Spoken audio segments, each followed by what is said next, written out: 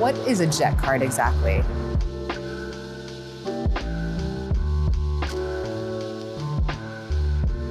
Well, a jet card is like a debit card. Most jet cards are prepaid, so you're funding an account. You're putting in $100,000, $200,000. Sometimes they're sold in hours, 25 hours, 50 hours. And the pricing can vary. So some offer dynamic pricing, which would be just like calling a broker or an operator and getting a quote. But the jet card, the traditional jet card, gives you guaranteed availability and capped or fixed hourly rates.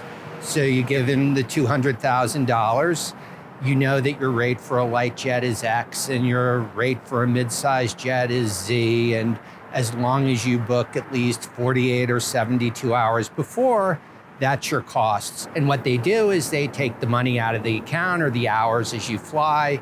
Each month you can get a statement, or you can go online and you see that you flew 12 hours, so now you have 13 hours left. So the key thing is it makes it frictionless. It's easier to use, fast.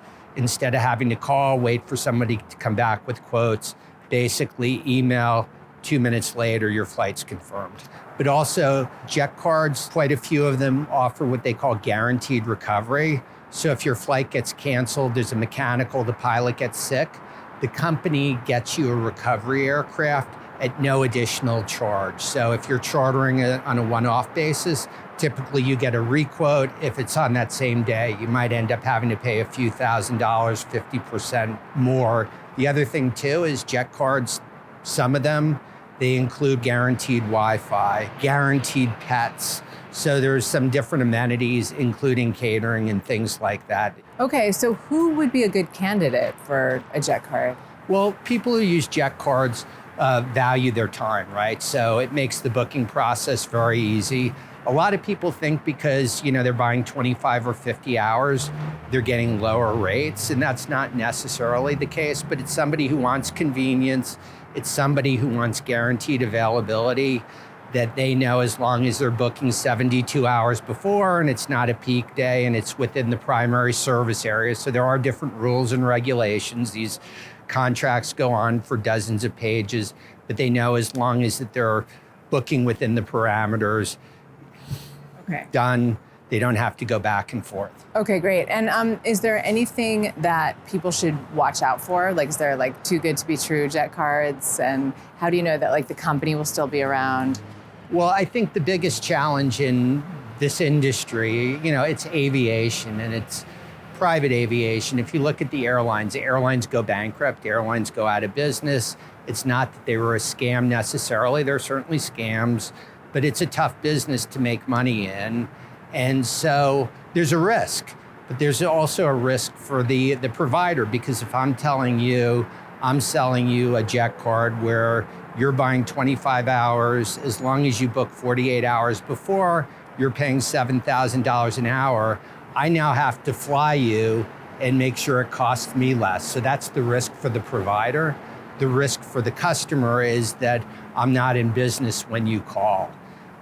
Some providers do offer escrow accounts, very few, but that takes away a bit of the benefit, because now instead of just that easy booking process, they have to get your signature, you got to get the money released from the bank. So it sort of goes back, and you don't have the same time savings and frictionless experience. Yeah, okay.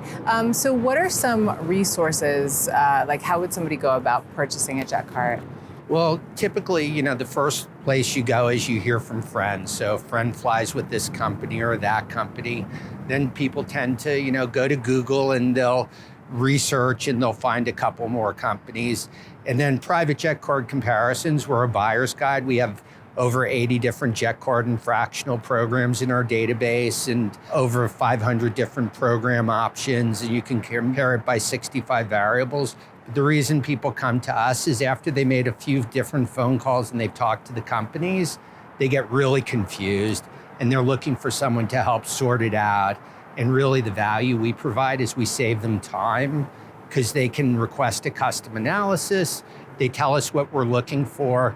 We're agnostic, we're neutral. So based on the rules of the program from the contracts and based on what you're looking for. We tell you these are the 3 or these are the 5 or these are the 6 providers that match your needs. You then talk to the providers and you make a decision, and we're there to help you and support you. But most people start by calling a couple companies, doing some Googling, and then, they're not sure. Am I missing out on something? Is there another company that I should be talking to?